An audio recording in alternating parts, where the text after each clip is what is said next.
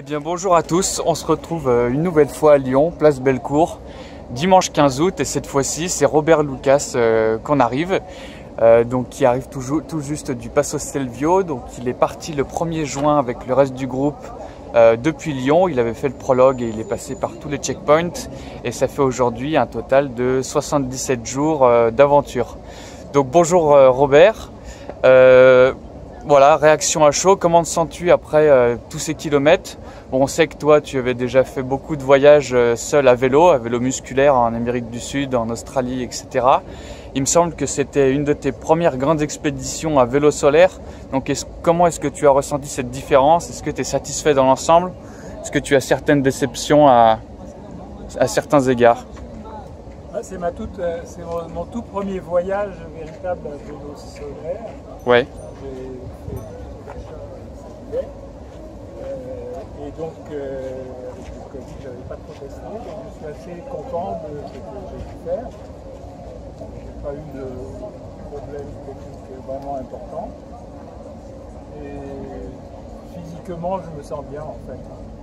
J'étais agréablement surpris de la façon de traverser les montagnes. Voilà. Donc, ouais. C'est tout ça.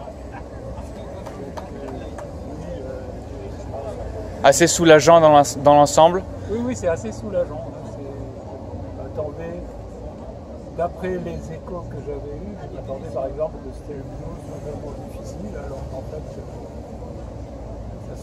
pour moi, ça s'est très bien passé. En combien de temps est-ce que tu as fait le Stelvio?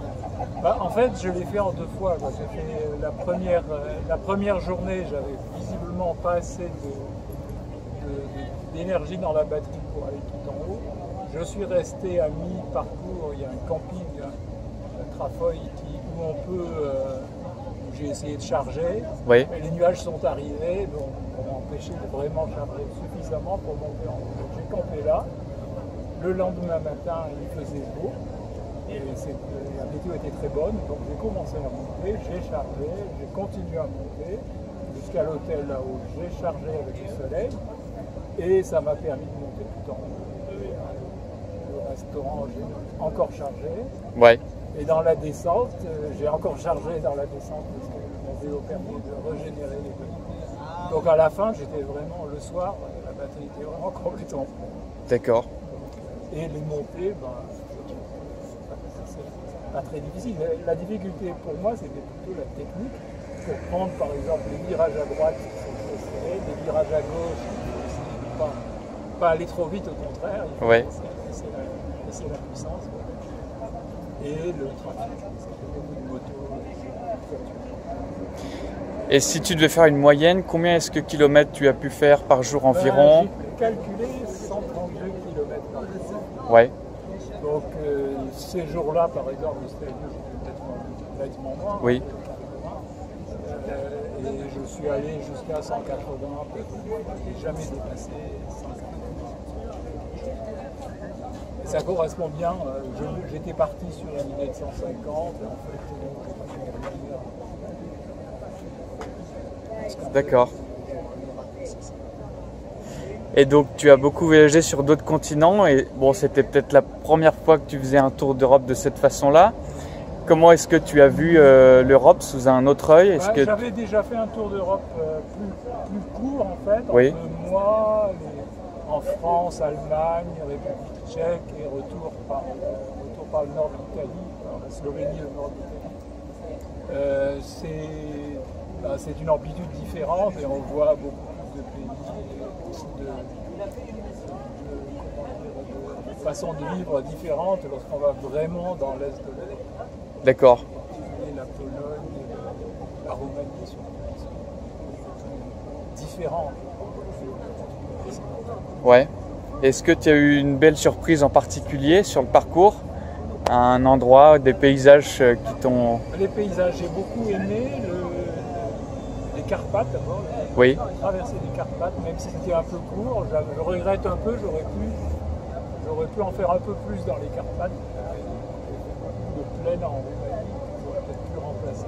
C'est une question de préparation de l'itinéraire que j'ai peut-être pas assez fait. D'accord. Et la partie c'est en fait les Alpes que j'ai apprécié le plus. Ok. l'Allemagne aussi. Et l'Est de la Pologne aussi. D'accord. Et par rapport aux communautés rencontrées, est-ce que tu as pu voilà, faire des rencontres, dormir chez des gens, ce genre de choses? Pas vraiment en fait. Pas plus que ça ce coup-ci? J'étais beaucoup en camping. Après ma chute, j'ai essayé d'aller dans des hôtels pour sécuriser la sécurisation, ce genre de choses. Ouais. Mieux être dans un milieu Assez confortable. assez confortable. Donc j'ai pas vraiment, j'ai fait des rencontres dans le. Je me souviens du camping où j'étais justement avec Fred là, en Roumanie. Oui. Toute la soirée, campeur qui avait rencontré déjà les d'autres groupes Ah ouais. juste avant de passer là. Est-ce que tu... J'ai rencontré aussi, Ouais. par exemple, dans le Stelvio, j'ai trouvé un endroit et il y avait quelqu'un avec un vélo solaire qui attendait là. Et qui avait rien. Il connaissait le Suntrip, mais son vélo était vraiment un vélo bricolé, il n'y avait pas de remorque, le panneau à la. Et il avait fait ça tout seul. Ah ouais, donc C'est un étudiant italien. Je pense qu'il n'aurait pas participé au Suntrip, je pense peut-être surtout pour des raisons financières. D'accord. Un jeune comme ça, un jeune qui. Donc drôle de rencontre. Un autre qui avait un panneau solaire comme ça. Il était très surpris de me voir. Et moi aussi, bien sûr. On ne rencontre pas d'autres. Et par ailleurs, Robert, donc initialement tu disais que tu voulais plutôt faire le Sun Trip complet. Pourquoi est-ce que finalement tu as opté pour le demi-Sun Trip? Je crois qu'il y avait quelque chose à voir avec ta famille.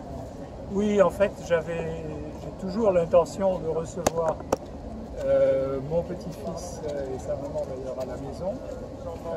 Donc ça était prévu de faire une pause de une dizaine de jours ou un peu plus au mois d'août. Donc en principe ça vient bon, maintenant.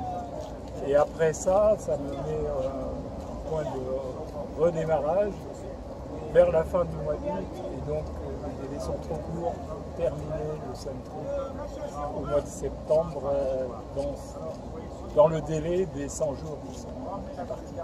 Donc ce qui m'a conduit à arrêter ici le Suntrip officiel Oui. en demi-Suntrip. Ce qui est déjà un bel exploit. Voilà, ce qui est bien. Et comme j'aime bien l'Espagne, comme j'ai un peu envie d'y aller, je ne suis jamais allé en vélo, j'ai un peu en tête de continuer au mois de septembre la direction de Pico Veleta, où j'ai des attaches parce que j'y ai travaillé pendant longtemps. Ah d'accord. Télescope là-haut. Et donc j'essaie de terminer. Maintenant, je ferai ce que je peux. Ça sera un peu plus lent parce que les journées raccourcissent et donc on peut faire moins de kilomètres dans une journée. Oui. Moins pour moi.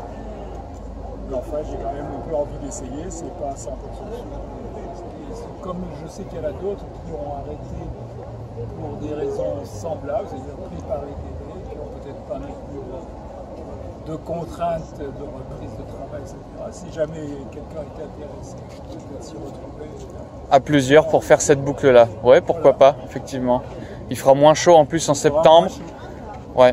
Là, l'Espagne, en ce moment. Ah, il y en a qui sont en train de souffrir. Oui, ils sont en train de souffrir. D'accord. Donc là, c'est la fin de ce Sun Trip là pour toi. Et est-ce que, bon, c'est peut-être un peu tôt pour le dire, mais est-ce que tu te projettes déjà sur un prochain Sun Trip, peut-être régional ou en plus long? Oui, en fait, je suis pas.